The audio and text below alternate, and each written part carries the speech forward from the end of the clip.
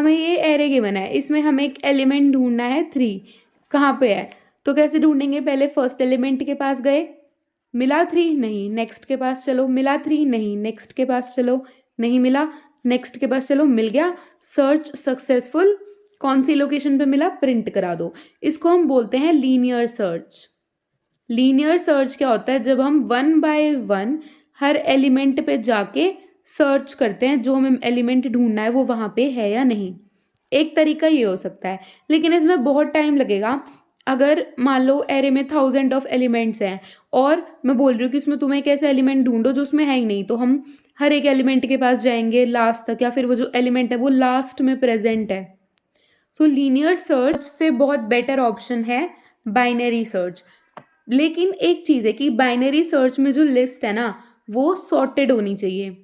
Sorted का मतलब या तो असेंडिंग ऑर्डर में अरेंज्ड हो या फिर डिसेंडिंग ऑर्डर में ऑलरेडी अरेंज्ड हो, फिर हम बाइनरी सर्च किसी भी एरे पे कर सकते हैं। तो हमें एक एरे या फिर लिस्ट ऑफ एलिमेंट्स गिवन है, इसमें हमें एक एलिमेंट ढूंढना है 44। कैसे सर्च करेंगे? देखो, सबसे पहले ना हर एक एलिमेंट का एक इंडेक्स है, क्योंकि ये एरे है। क्या क्या इंडेक्स है लिख लेते हैं। 0 से स्टार्ट होता है इंडेक्स, 0, 1, 2। रोल नंबर बोल सकते हैं 4, 5, 6, 7, 8। टोटल एलिमेंट्स कितने हैं? 9 एलिमेंट्स हैं।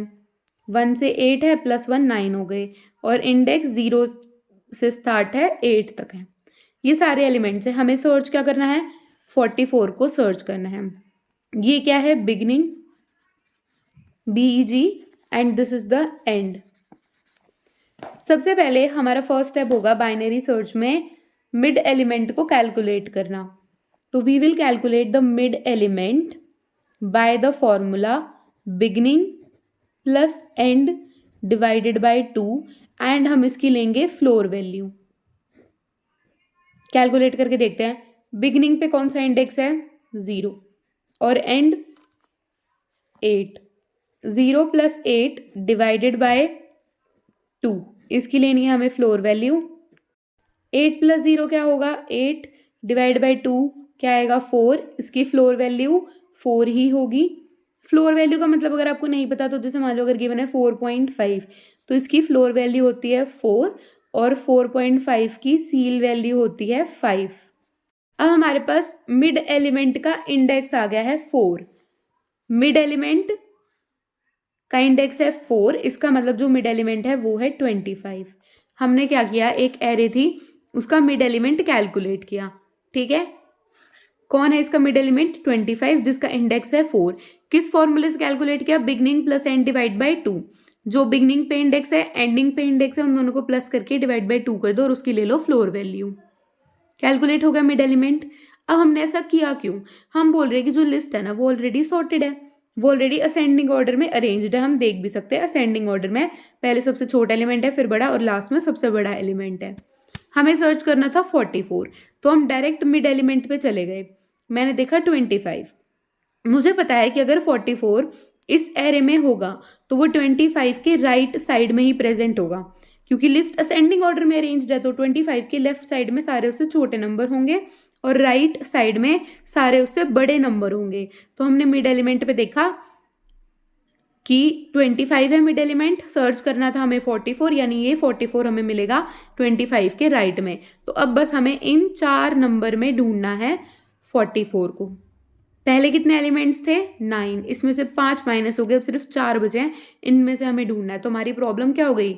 स्मॉलर हो गई। अगर मान लो यहीं पे 44 प्रेजेंट होता या फिर हम 25 सर्च कर रहे होते, तो जैसे ही हम मिड एलिमेंट कैलकुलेट करते हमें मिड पे ही जो एलिमेंट सर्च करना है वो मिल जाता। तो सर्च सक्सेसफुल यहीं पे खत्म और हम लोकेशन प्रिंट करा देते। ठीक है, अब अगर जो वैल्यू है वो हमें 12 सर्च करनी होती तो हम लेफ्ट में सर्च करते वैल्यू को, या फिर मान लो 1 सर्च करना होता, वैल्यू 1 कहाँ पे? तो हमें पता है 1 25 से छोटा है तो लेफ्ट साइड में मिलेगा, तो हम लेफ्ट साइड सर्च करते। अब हमें 44 सर्च करना है। Let's get back to our case. हमारी एरे अब बस इतनी रह गई है। अब दोबारा रिकर्सिवली मतलब रिपीटेडली सेम स्टेप फॉलो करेंगे। मिड एलिमेंट कैलकुलेट करना है इस एरे का। कैसे करेंगे? सेम फॉर्मूले से beginning plus and divide by 2।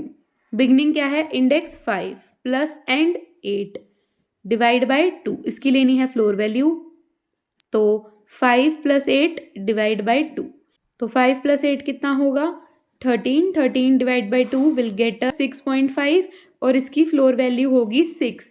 इसका मतलब ये है कि जो 6 है वो हमारा मिड एलिमेंट है। तो अब इस एरे में जो हमने सब एरे लिए इसमें मिड एलिमेंट है 44। अब हम चेक करेंगे जो हम एलिमेंट सर्च करना है 44 क्या वो मिड एलिमेंट के इक्वल है, उससे छोटा है या उससे बड़ा है। अगर उससे छोटा होगा तो दोबारा सेम प्रोसेस रिपीट करेंगे, लेफ्ट में सर्च करेंगे। अगर मिड एलिमेंट से बड़ा होगा तो राइट में सर्च करेंगे।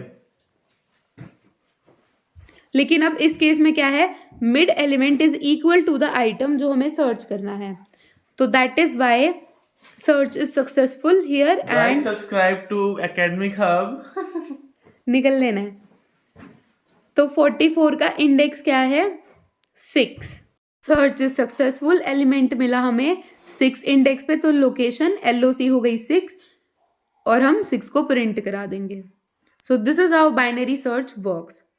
क्या मेथड फॉलो होता है बाइनरी सर्च में, जो भी तुम्हें लिस्ट ऑफ एलिमेंट्स गिवन है वो ऑलरेडी सॉर्टेड होनी चाहिए, या सेंडिंग ऑर्डर में या डिसेंडिंग ऑर्डर में। सबसे पहले मिड एलिमेंट कैलकुलेट करो यूजिंग दिस फॉर्मूला।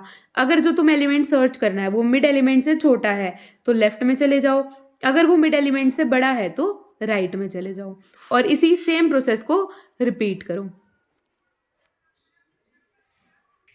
तो हम बाइनरी सर्च का एल्गोरिदम कैसे लिख सकते हैं, first step find the middle element, second step if middle element is the target which you have to search then return its index, otherwise if the target is smaller then search in the left half, if the target is larger search in the right half and then repeat the process until your target is found, या फिर array खत्म हो जाए, मतलब list of elements ही खत्म हो जाए, search space becomes empty, तो भी हम अपने search को रोक देंगे।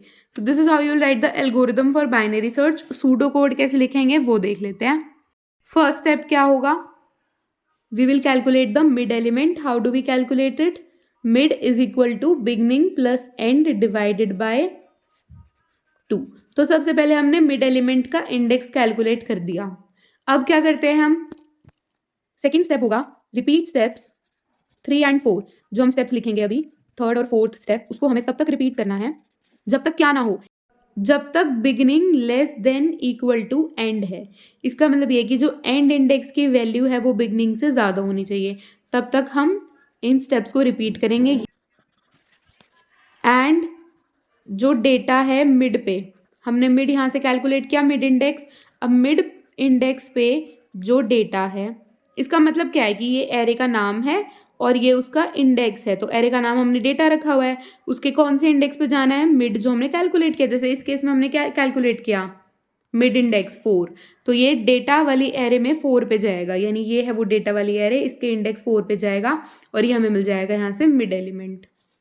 तो अगर ये जो एलिमेंट मिला ये इक्वल टू आइटम है, आइटम या फिर टारगेट जो हमें सर्च करना है, ठीक है, तो हम यहाँ पे लिखेंगे नॉट इक्वल टू, जब तक उसके इक्वल नहीं है तब तक हमें इन स्टेप्स को रिपीट करना है।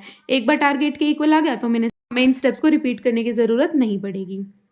अब देखो, अगर if item is less than data of mid, इसका मतलब क्या है, if item is less than data of mid का क्या मतलब है कि जो मिड एलिमेंट है वो बड़ा है उस आइटम से जो हमें सर्च करना है। इसका मतलब जो हमारा आइटम है वो ऑब्वियसली लेफ्ट हाफ में मिलेगा, तो बिगिनिंग तो सेम रहेगी लेकिन जो हमें नई एरे मिलेगी उसकी एंडिंग क्या बन जाएगी, मिड -1।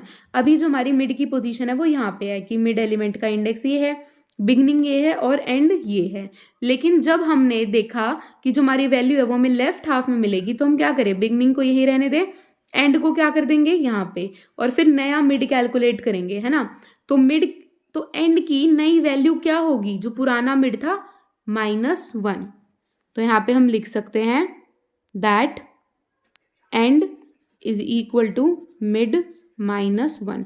और दूसरे केस में क्या होगा, एल्स का मतलब या item is greater than data mid, इसका मतलब वो राइट हाफ में मिलेगी तो एंड सेम रहेगा, बिगनिंग क्या हो जाएगी, मिड +1, तो beginning is equal to mid +1। फिर उसके बाद जो यहाँ पे हमें नई एरे मिलेगी उस पे हम दोबारा मिड एलिमेंट कैलकुलेट करेंगे और इस एरे को दोबारा इनपुट भेज के दोबारा मतलब फंक्शन को कॉल करेंगे और इस एरे पे सेम स्टेप्स रिपीट होंगे. इसका भी मिड एलिमेंट कैलकुलेट होगा, फिर लेफ्ट में जाएगा राइट में जाएगा, डिपेंड्स ऑन द नंबर.